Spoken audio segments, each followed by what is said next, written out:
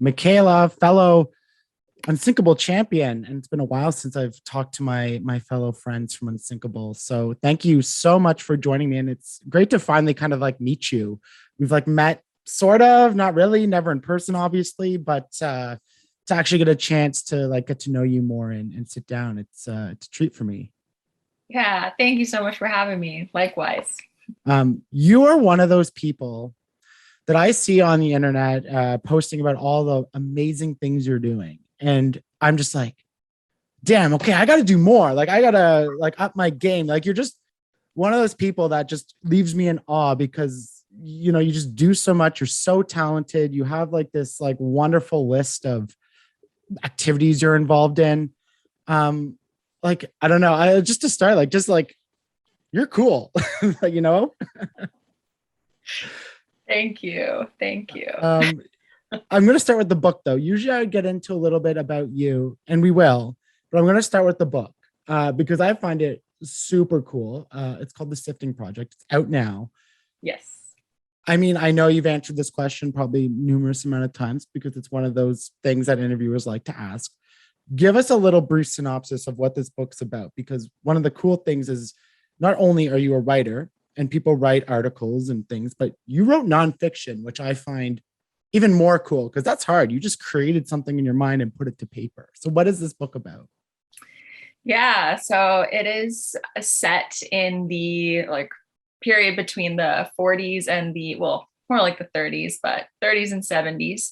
So it spans a long period of time, and it's about kind of intergenerational story sharing, and how our memories are passed on, and stories are passed on. But it starts with these two guys, they're kids, and they kind of grow up around World War II, the end of World War II. And they're kind of coming into their own around that time, and they've lost a lot, lost a lot of very important people in their lives. And they're very motivated to kind of research what happens to people's souls and memories and all of these things that we gather throughout our lives. What happens to that when we die? And so they end up working for NASA and kind of getting into astrophysics and neuroscience and all of these things, desperately trying to find this answer. And the whole kind of premise of the book is they find an answer, and that answer gets into the wrong hands, and they have to decide kind of how they're going to navigate that and whose hands, if anyone's, that information should be in. One of those good moral questions, you know, when you have that powerful answer to something or that information, and like, yeah, like, is it good or evil who's going to have hold of that? What I'm curious about, because you have a very extensive background in a lot of different things. You went to Stanford for basketball, which we will also talk about because that's super cool. Played for Team Canada. You know, that's again, all that stuff. But where did this particular idea, like, you basically created a world, and that's one of the things I find so fascinating about people like you who can write nonfiction. Like, right, you build this entire scenario and worlds basically from your mind, and then describe it to people and let them imagine it. So where did this idea of this story, like, how did that come to be? Yeah. Well, the title, interestingly, gonna give like full credit to my mom here. She came up with the actual title, The Sifting Project. And she just said kind of one day, like, oh, it'd be really interesting if you could sift through people's like memories or stories or experiences, and like if there was some kind of catalog of it. And so that kind of started turning in my head.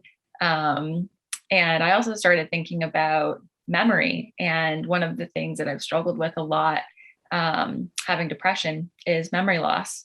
And that kind of whole idea of being able to go back to memories that we've had, or go back to other people's memories, or kind of explore that, was really like inviting and intriguing for me. Because it's something, honestly, that I'm afraid of not being able to remember things, and not being able to go back into those stories of my life experiences.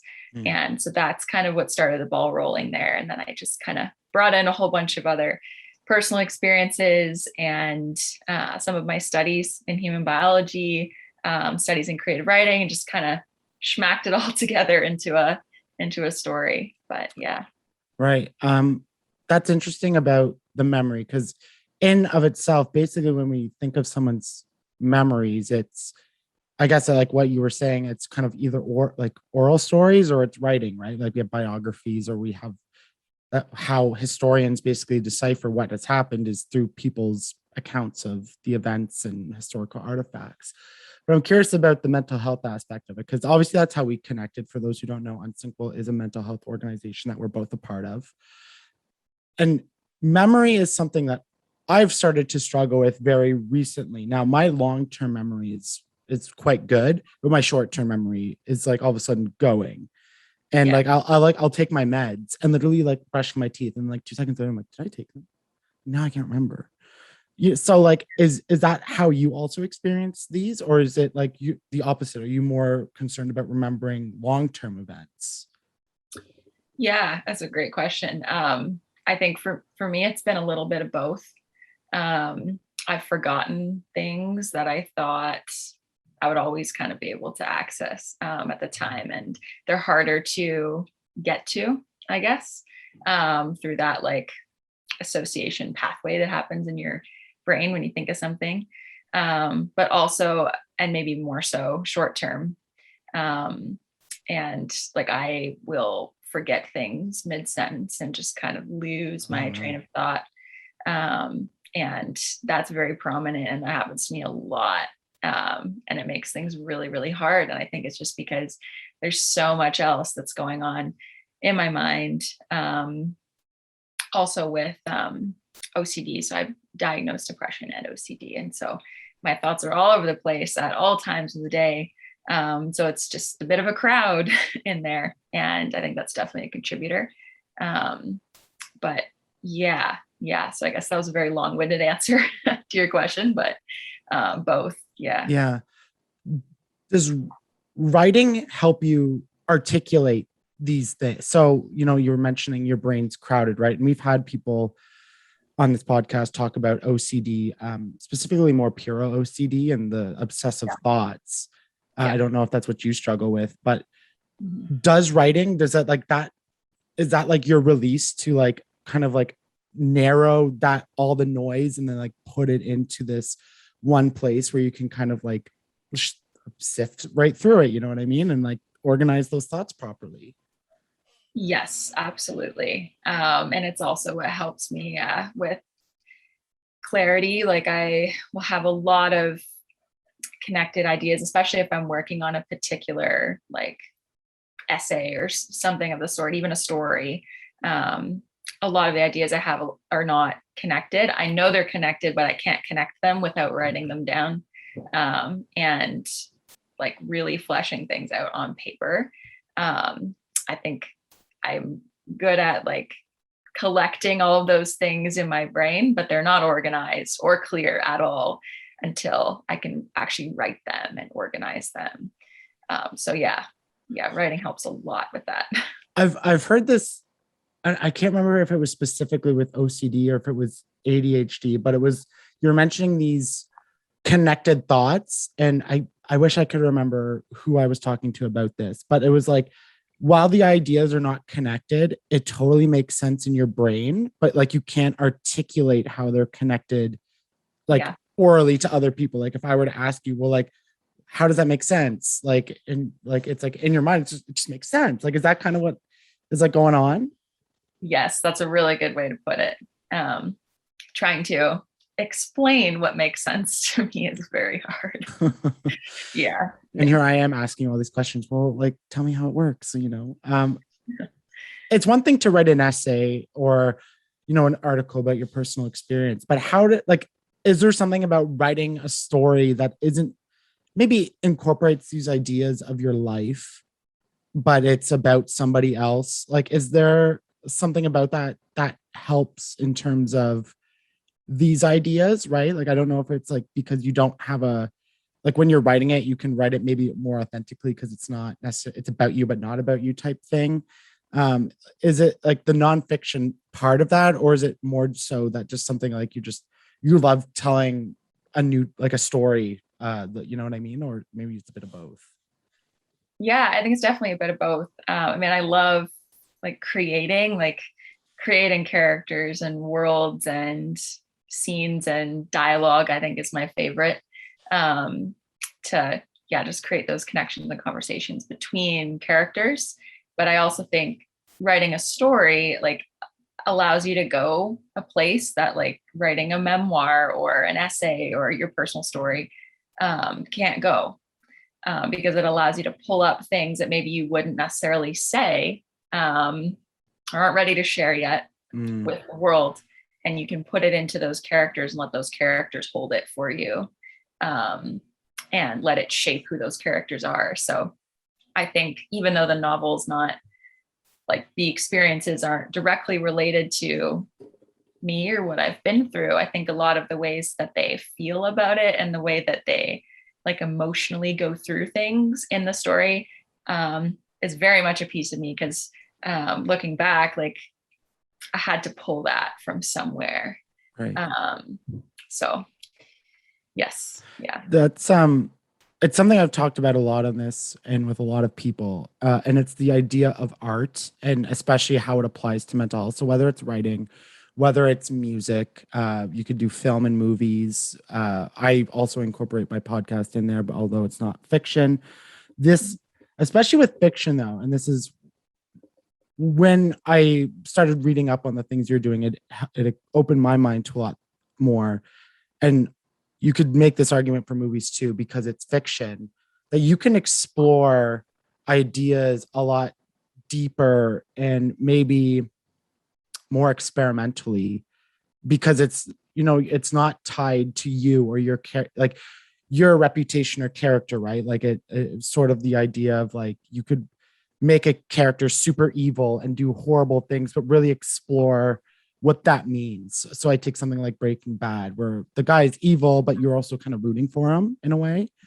Yeah. And it's really interesting, and how you can maybe explore mental health with this, or mental illness specifically, right? Because it's one thing to maybe talk about what you're thinking about, but sometimes maybe what you're thinking about might be a little dark, or it might be a little not ready for public consumption in ways, but you could take it through a character. You know what I mean? Yeah, absolutely. And I think it's a really unique way to kind of explore that morally gray kind of area, and push back against a lot of the binaries that we like to put people in, especially people who have had mental health struggles in their life and have ended up in very troubling places because of it. Whether, that's really, really dark or not. I think we put people in boxes. And so I think fiction definitely allows you to peel back some of those layers and be like, okay, this is a fictional character, but let's explore this scenario, and show a lot of the sides of this persona that we don't see in real life, or that we don't take time to see in real life when something happens to somebody, or somebody, quote, goes down the wrong path, kind of a thing, right? So yeah. The way I described you is absolutely accurate, and you do all these amazing things, and you're talented, and all the things you described. And as we're breaking down the stigma of mental health, most people who might not be in the mental health community or really understand it would see someone like you who excels, is successful, has all these accolades, and be like, she struggles. She's had struggles with mental illness. It's the common misconception, right? Yeah. When did it really start for you? Whereas I always tell people it started when I was 12, and then it slowly, incrementally, all these signs that I were missing got worse and worse until I kind of reached a crisis point. Where did it start for you, and how did it develop as you got older and, started experiencing more of life? Yeah. I think for me, the OCD part of things at least started when I was very young, which is not uncommon. I had symptoms at a very, very young age. I remember doing things and being like terrified of not doing certain things when I was like 6 years old in kindergarten. And I remember that kind of being pretty stagnant through my youth and then into my teenage years. Sorry, I'm not trying to cut you off, but if you don't mind, like sort of what do you mean by like you were afraid to not do something? Yeah. So the biggest kind of thing around OCD is like the fear of not doing the obsessions and the compulsions, like the feared consequence associated with it. And that's what kind of creates it in your mind and why you are like having that compulsion and those obsessive thoughts and why you need to carry them out because there's a feared consequence. And so those feared consequences kind of changed as I got older, just, based on my circumstances and what was going on in my life. And the one thing that was an escape for me, I think, was basketball. And for some reason, I was somewhat more free of those obsessions and compulsions when I was playing. So basketball is very much an escape for me, especially in high school when things started to pick up the pace. That was around the time I was playing on all these different teams, trying to be recruited for university. Very, very busy time. And basketball was an escape. The depression side of things, I think, started in my teens for a number of reasons, but that really got strong towards the end of high school and into my first year of college, because I think I very much thought naively that I could run from some of the things that I was feeling and experiencing as a teenager. And getting to Stanford, I was like, okay, I'm a freshman and I'm going to start off brand new and try and like clean slate. But mental illness doesn't work that way. It will follow you. And so everything followed me, and it got worse because I was alone. And I think the pressures and the standards were higher competing at Stanford and academically too. So everything kind of all together was like compounding itself. And I hit a breaking point in February 2017. So that would have been winter of my freshman year. And I attempted suicide and spent a lot of time in the hospital, going through intensive therapy and trying to figure things out. But kind of like you said, I had all of those thoughts like, oh, I've got all these things given to me, or not maybe given to me, but like going for me. And I've reached all these goals and have everything I've ever wanted. Like I felt guilty about feeling the way that I was.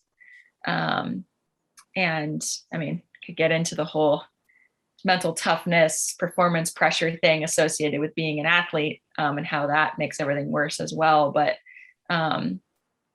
yeah, it was a very, very tough period of my life. And I think now it's a lot of those things aren't gone. I've just learned to live alongside them, I guess, and have better coping mechanisms now. But yeah. Right. You went from, this love of basketball that was your escape, that freed you from all the, not only the compulsions, as you said, but just the general pressures of being a teenager and hormones, puberty, and high school in itself is not always a great place. And then your escape turned into, this opportunity, but also this pressure that, like Stanford is like, that's Ivy League. If I'm not brushed up on my Ivy League schools, but that's pretty prestigious. You're playing at the highest level you can possibly play at, a Div 1 athlete. And Stanford it's not some, not to like downplay other programs, but like Final Four, and I believe they just won the national championship. So like top of the line school as well. When I look back, so when I started my mental illness journey, it was like 2012. And from the point I graduated high school in 2010 to now, 11 years, I've definitely seen the stigma truly start to change. But so in your timeline of 2017 as a freshman, were you recognizing what you just told me now, that the pressures of school, being away, also dealing with depression and your OCD, were you recognizing the signs along the way, or were you so ingrained of trying to run away and in this new lifestyle of just, I mean, you probably like practice, school, all the different things you have to do. Like, was it like you were totally kind of like didn't even realize till you reached that hard point? I definitely knew. And I definitely saw the warning signs, and very vividly remember choosing not to pay attention to them, because I think I thought I needed to bury it. I think I very much felt like I wasn't supposed to feel that way, like I had no business feeling that way. And I also don't think at the time I had the language to talk about what I was feeling. So it was very complicated, but I did see it and I did notice it, and I did notice it getting worse, especially with basketball, because I got to a point where it wasn't an escape, and depression and OCD were kind of seeping into my performance and my like actual ability to compete. And I really, really struggled to do the things that I once had like no problem doing. And it was just all kind of building on top of itself. And then I hit that crisis point. And I also think I thought like, oh, therapy or getting treatment or help of any kind meant that like I needed to be hospitalized. And I ended up being hospitalized, but I think that's a common misconception that we have, that we need to be in crisis to have help, to seek help. And it's not true at all. It's actually the exact opposite. You should be seeking help whenever you feel like you need it. So I didn't know that at the time. I think I know I was on a downward spiral, but I didn't know what help looked like, how to ask for it, what the language was to talk about what I was feeling. And yeah, I don't know if that was necessarily my fault either. I think that's a piece of being a high level athlete. I think that's changing now, thankfully. And I'm trying to help change it with some of the work that I'm doing. But also just a cultural thing too. Like you bury it and you don't talk about it and you smile and you go about your day and hope that nobody notices. Yeah. I mean, even as like mental health advocates and speakers, we do all this stuff. Like I still carry some stigma with me. Not so much in my personal life. I'm very free, but if I think about the workplace, that's one place I know still carries a lot. But, speaking to being an athlete and a high level athlete, I mean, just look at this summer when, you had Simone Biles and Naomi Osaka come out and talk about their struggles and pulling out of big tournaments or the Olympics. And you had a lot of support, which was nice, but you also had a lot of people who really gave them a hard time through the media, on social media, about their struggles. And, I would think to somebody like you who's maybe thinking, I don't know where you were at in your career, but like thinking maybe they're like the next level, maybe there's the NWA, maybe there's national team, but then you might, or, see something like this and you're like, and maybe you're struggling, oh, maybe I can't, even now, even of all the stuff we know, it's still super hard as a high level athlete to come out and talk about things, because there's still so much hate and stigma. And especially if you make money, there's still so much of it. There absolutely is. And I think, I mean, there's a lot to unpack, I think, with what you were just saying. One of which is like there's this expectation as an athlete, especially a professional athlete like Simone or Naomi, that you need, like, your job is to perform for everyone else, which is not true.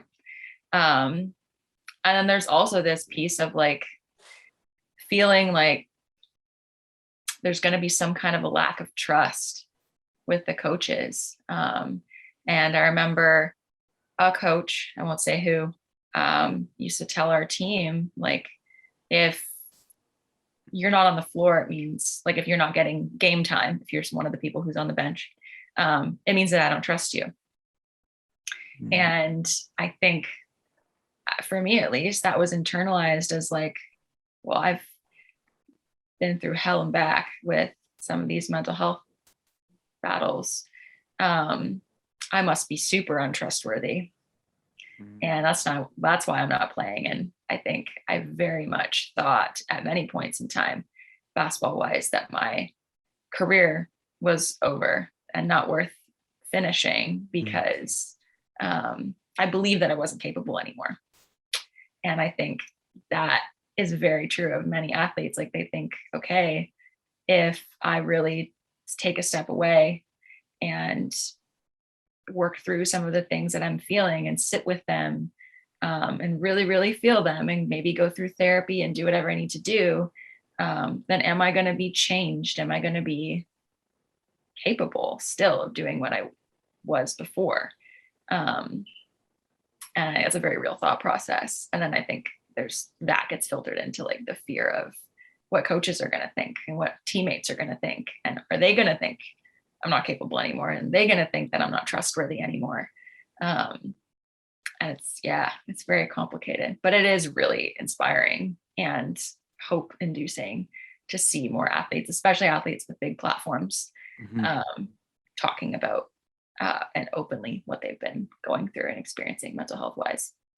Yeah, absolutely. And, I think it's just even more so of just speaking out. It's that, I think about, I mean, a hockey player, and I think of hockey, and we've had some men come forward, which is great, especially with, masculinity and all those things. Right. I think of Robin Lehner. I think of other people like that. But, when I think of particularly of women and women athletes, and especially when I look at social media, so for what Simone and Naomi specifically did, and other women before them, and, women get such a hard, like, just a horrendously evil time on social media with the comments they get on the best of days. They can be performing at a gold level status, flawless routines, perfect matches, and you'll still be getting, shit on social media. So to come forward with your struggles as a woman who's already trying to fight for your, I guess, sometimes legitimacy in some people's eyes, to also come forward with your struggles, like, it's inspiring, but it's also, you see all the celebration, which is great, but like, it's still so hard to even have those conversations because so many men in particular don't even take it seriously. And it can be so disheartening, Yeah, absolutely. Yeah. Yeah. You said it well. What sorts of things did you go through to work on getting, the help you needed? So you went through the hospital, and then sort of as you transitioned out of that intensive route into a more, maintenance and outside outpatient type stuff, like, what were you doing to help get you back to a spot where you could finish your basketball career, which was great, and then get to a point where you are now? Yeah. I stayed in therapy for a long time. And I was in therapy once or twice a week, all the way through the rest of my time at Stanford. And that really helped me in ways that, like, I don't have words for. And I think, I also want to give a lot of credit to my teammates being incredibly supportive, and just being very vocal about how much I could trust them and lean on them. And I mean, there was definitely times in practice where something would happen. I would make silly mistakes that I wouldn't normally make because I couldn't focus, or it was an off day and I was struggling. And never once did they get frustrated or angry or anything with me. So huge shout out to them for that. So I have very good people around me, and I'm very, very fortunate and grateful for that. And I also think I kind of fell in love with writing again. And the, I guess, summer / fall after I got out of the hospital, so it was like maybe 6 months later, was around the time I had to decide what I was going to major and minor in. And I knew I wanted to do human biology, but I don't think I ever would have gone the creative writing route as well. So I ended up majoring in human biology and minoring in creative writing, which definitely wouldn't have happened hadn't I have gone through that mental health kind of downward spiral, because I didn't have basketball when that was all happening. But I did have writing, and I filled many, many journals and realized like writing is something that I need to kind of return to. And so kind of started on that path and continued kind of doing both, the science side of things and writing side of things. And I think writing in so many ways has saved me over and over and over again, helping me like learn how to write through my thoughts, whether it's creatively or otherwise. So that's something I continue to do now, whether it's writing for an audience or just writing for myself.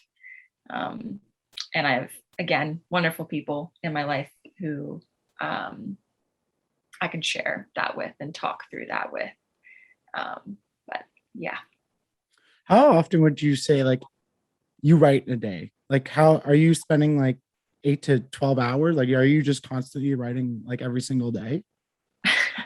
I don't know about 8 to 12 hours, but it's a lot. I mean, adding up kind of what I do personally with what I do work wise. I don't know. It's probably up around 4 hours a day of writing. Depends on the day. Depends on what I'm writing about too. True. Yeah. Where did the advocacy piece come in? Because that's always what I'm really fascinated about. Obviously, that's a big part of my world. And I think about my own journey of going from, a suicide attempt to all of a sudden talking about it and then talking to other advocates and all this stuff. What was that point for you where it turned from not only that you went through all this and you struggled, but then it turned into publicly helping other people? Yeah. I think I mean, it was definitely the moment where I realized that I wasn't alone. And there was an event at Stanford that was brand new. It had only been going for maybe a year. And it was called Game Faces. And it was put on by student athletes. And there were 6 speakers selected to share a mental health story or their journey.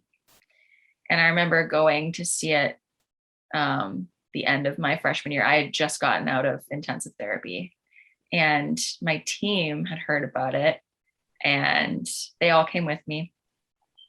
And I remember like sitting there and watching these other athletes talk about many of the things that I had felt.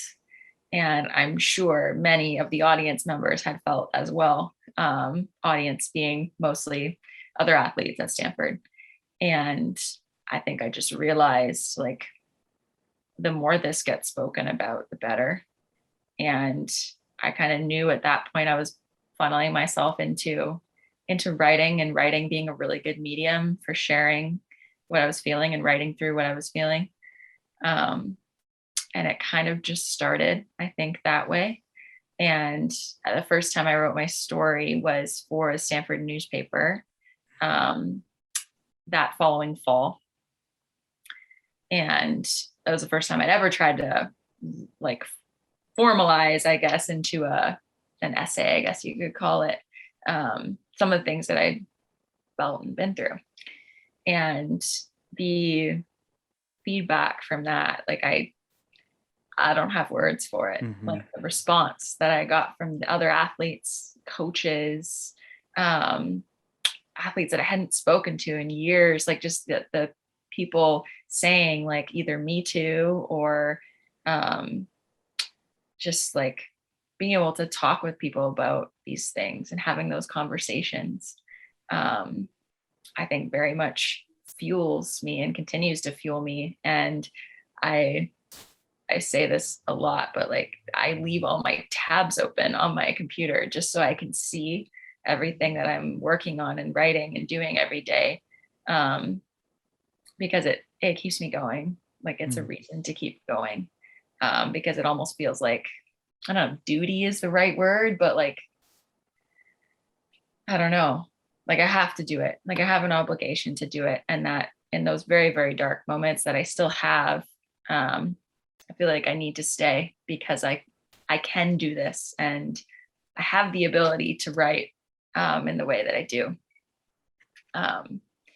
So that was kind of very long answer, but that's how I never apologize for a long answer on a podcast. That's why I love podcasts. You could talk for 45 minutes and I would just sit here captivated and listening. It's such that experience, because I had something very similar too, but my first time was on social media.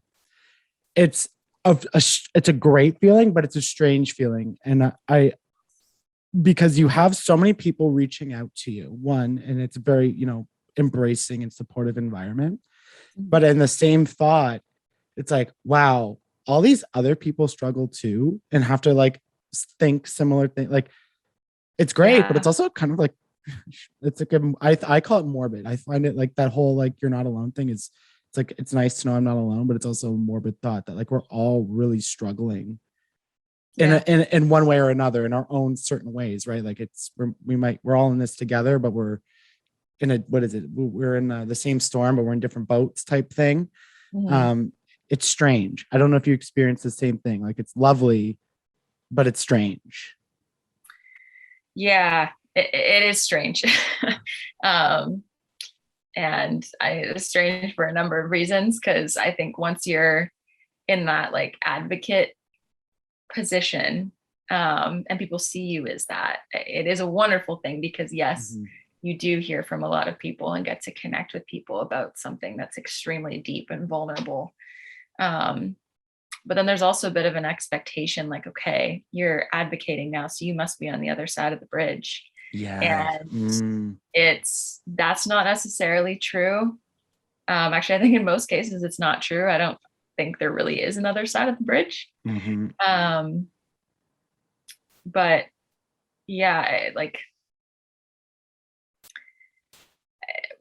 it's a bit of a paradox. Like you're not alone, but no two stories are ever the same either. And to tell your story like authentically, you really have to dig into those wounds again and open them in a lot of ways.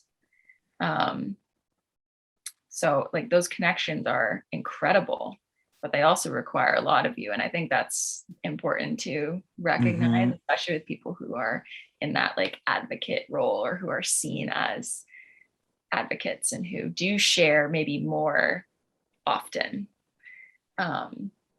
So yeah, it is weird. Weird is a good way to put it. Yeah. Two things I want to pick up on that, because you brought two really good points. We'll start with the second one, is that, a lot of people, it requires a lot. Now, in a way, me publicly discussing it and putting it out in the open, for me, I know it's not the same for everybody, but it's therapeutic for me, because it's like gets it right off my chest. So I don't mind being vulnerable. I've had to get smarter and more thoughtful about what I'm putting out in particular. Like I don't, so I'm not compromising different parts of my life, but it's very freeing. But at the same time, even this conversation, I'm sure afterwards you'll like have to sit back and just recalibrate, because it takes a lot. I don't think people realize that, like, just because I shared my story once, it doesn't mean that it's not emotional and spiritual labor to rehash. And that's why, before we started talking, I kind of be like, for whatever reason, if you don't want to mention something, like, that's fine. I'm not going to go into it, because I understand that maybe at one time you talked about something, uh, but that doesn't mean the second time you're going to want to talk about it just because you talked about it before. You know what I mean? It's different times and different seasons. Like, it doesn't like it. It's always difficult to talk about the things that we've been through. Yeah, definitely is. And it's a bit different each time, I think. Yeah. Yeah. The second thing was that we've reached the other side of the bridge, as you said, right? Like, it's that, Yeah. oh, we've been through, we've conquered, now we're here to help. And there's been times when I've given like a speech or something and had to be honest, being like, right now I'm not good. Like, this isn't the end. This is where I'm at my point, but like right now I'm not good. And I think when I first started, I thought that I had to be good to talk about it, Yeah. when there's more power when I'm not good sometimes in talking about it. And I think you're right. Like, that is a big misconception, that like we've conquered, and now we're ready to, help people. And it's not as simple as that. It's not. Yeah. And I mean, I always feel like kind of like what you said, if I'm not good or not doing well, then am I being a hypocrite to share some of what I'm sharing, and like some of the ways that I have grown and have changed and have made progress, I guess, made it to the other side of a bridge within the whole journey. um yeah, like I feel there's that small piece of me that's like, oh, you're being a hypocrite because you're doing trash right now, like you don't feel good, why are you saying this? um you're not practicing what you're preaching. And I mean, I think it's harder to share from that place when you're not doing well, but it is more impactful in a lot of cases, and more authentic, and raw. And I think a lot of quote advocacy is performative, not as much from individuals, but from companies slapping something onto their logo for a month. Mm-hmm. And it's a very rainbows and roses media side of advocacy and awareness, and versus acceptance of how raw some of these things really are, and where the roots of some of these things really are. So it's much, much deeper than I think a lot of people realize. Yeah, it's so interesting you mentioned that, because I come from a unique position. I don't know if you do as well, but I work for a brand. And I come from the advocacy side, and I come from the branding side. And I'm fortunate, because where I'm coming from, we have these discussions very openly and honestly with people who are affected by, whether it's Pride Month, whether it's Black History Month, whether it's, you know, reconciliation, whatever kind of topic you want to talk about, we're able to have like these frank and open conversations. And thank God we've moved away from just posting a graphic, basically being like, look at us. Like, Yeah. here's our look. Like, nothing bothers me more when I see like Happy Pride with like a logo on it, just like a big fat, and I'm just like, yeah. Yep. because it does your and it sort of goes to this idea I have about kind of Instagram activism. I don't want to hate on it all, because it is informative in a lot of ways when people share infographics, but it's the same idea of that, like, you're posting something sometimes more for yourself than for the cause or the issue that you're trying to talk about. Yeah. And whether it's mental illness, whether it's social justice, it's something it's hard to talk about, but we really need to talk about that type of stuff, especially in like a social media age. You know what I mean? I don't know if you feel the same. Yeah, definitely. I mean, I think it's something I try and think about every time I post something. Social media is great. A lot of the Mhm. infographics are great, because they can connect people and they can connect, um, connect us to the voices who we need to be listening to for certain things. Um, but it's meant to be a starting point. And I think it can be an amazing starting point and like launching pad into, okay, what books are you going to go read? Um, or what podcasts and interviews are you going to listen to? And how are you going to make changes in your workplace and in your life? But yeah, that whole like performative activism allyship thing is very complicated, because I think Mhm. there's a fear of like, okay, if something's happening, something very prominent is being brought to light in the world. Um, there's that feeling of like, oh, if I don't post an infographic, then like I look bad and I look like I don't care. Mhm. Um, Mhm. and when in reality, you have to be, I think, secure enough in yourself to know like what are you doing beyond social media, um, and know that your post, it might connect people, it might be a starting point for some people, but thinking about for yourself like how much of that is just checking a box for you, or like protecting your own image. So Mhm. it's Mhm. more like, how are we having that internal dialogue with ourselves, even as activists Mhm. too, um, like thinking through what we're sharing for mental health, what we're talking about right now, like what are we actually doing beyond that, is like internal dialogue that we have to have Mhm. with ourselves.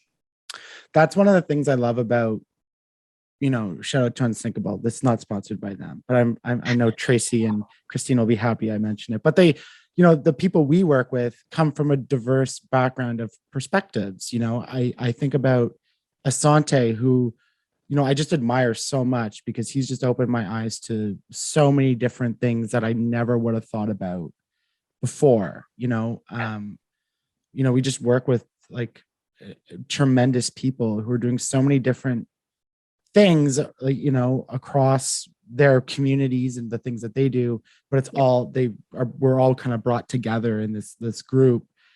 And I'm looking forward, like when we get to meeting again, because I love learning from, all of you and all the things that you're doing and following you on social media, because I just pick up so many tidbits and info and different perspectives. And I think it just makes us as individuals like so much better. Yeah, yeah, agreed. Shout out to Unsinkable. They might as well sponsor this. Yeah. Um, what are you working on now? What are the sorts of things that you have coming up? Like, I know you're involved in tons of different initiatives and organizations, and you're active on social media a lot with different forms of activism and things. Like, what sorts of things are important to you right now and that you're working on? Yeah. I mean, always writing, Well, yeah. Do always writing. you still shoot hoops? Still shooting hoops, Mm. trying to at least. Yeah, on the basketball side, training actually to play overseas next year, which is Oh, very exciting and a relatively new development. Um, so, hold on. I want to get in. So, you've mentioned it now, so it's out in the open. Like, what are we talking? Like Team Canada? Are we talking like professional league? Like, what sorts of things? yeah, I mean, Team Canada, fingers crossed, maybe again in the future. Um, but no, for next year, there's a really great program in the UK that allows you to do your master's and compete for that university.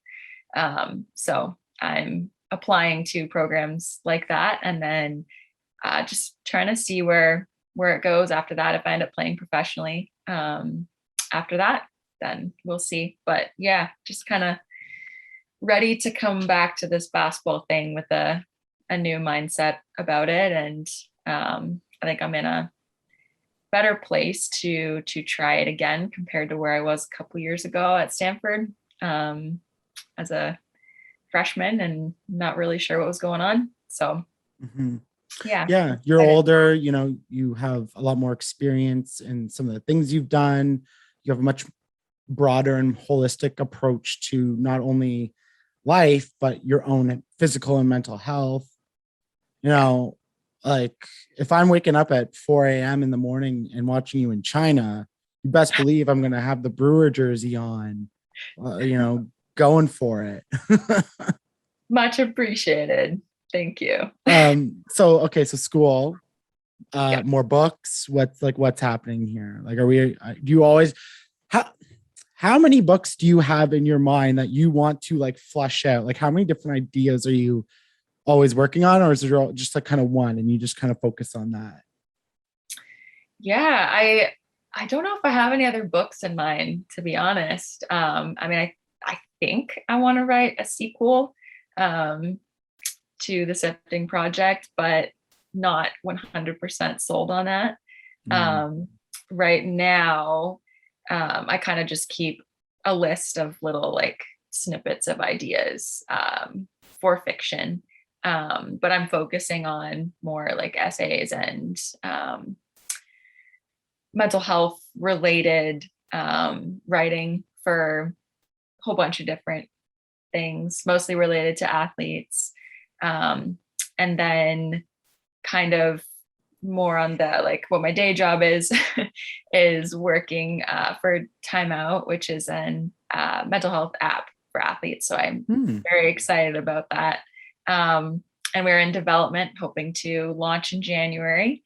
And I love it. I get to work on the content kind of writing side and also the research side of things, academic research. So love that I get to work on both of those and like kind of find where their intersection is. And yeah. I'm one of those people. So and I've said this a million times. So for people who listen, I'm so sorry for mentioning it again, but it just always comes up. I was awful at science in school. Like I was terrible, like 50s and 60s in math and science. Like I could never apply it. I just couldn't do the problems to get a good mark. But I find it so fascinating. I love learning about mental health research. I love learning about any research, really. I find it so fascinating. Could never do it, but you could tell me about it and I'll be really fascinated by it.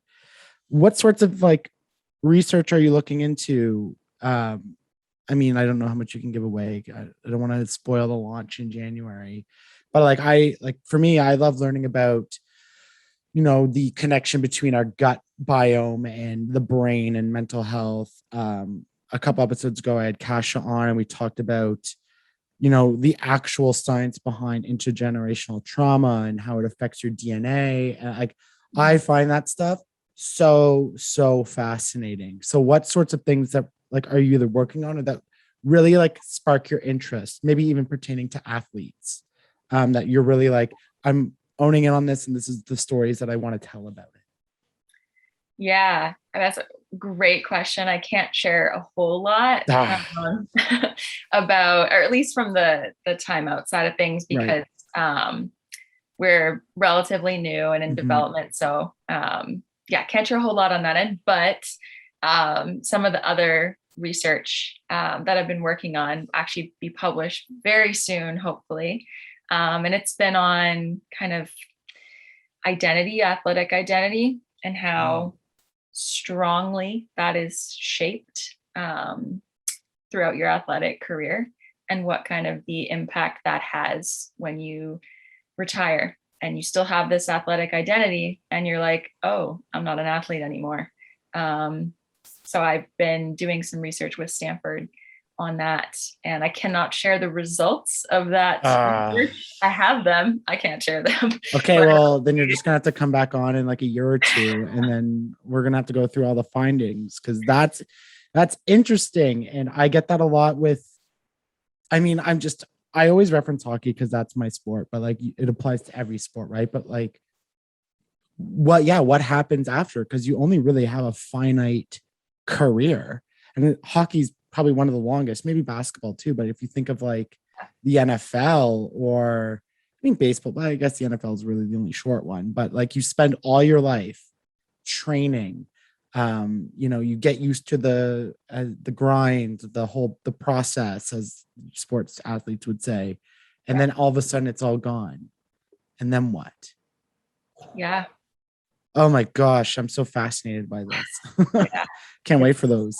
It's a lot. It's a lot for sure. And yeah, I'm very excited for this paper to come out because I think it's going to hopefully start a lot of very important conversations about what athletic retirement really looks like, and how unprepared athletes are for it, and kind of that crisis wall that they hit when they retire. So super interesting. Well, I can't wait for that.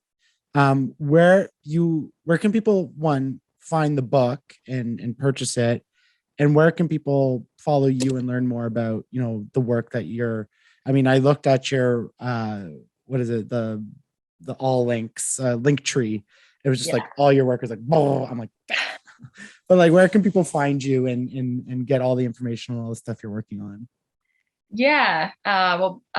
Book is on Amazon, or it's really on anywhere if you go and look it up, whatever your preference is for buying books. And then probably the best way to see what I'm up to is Instagram. I'm at Mick_Brew.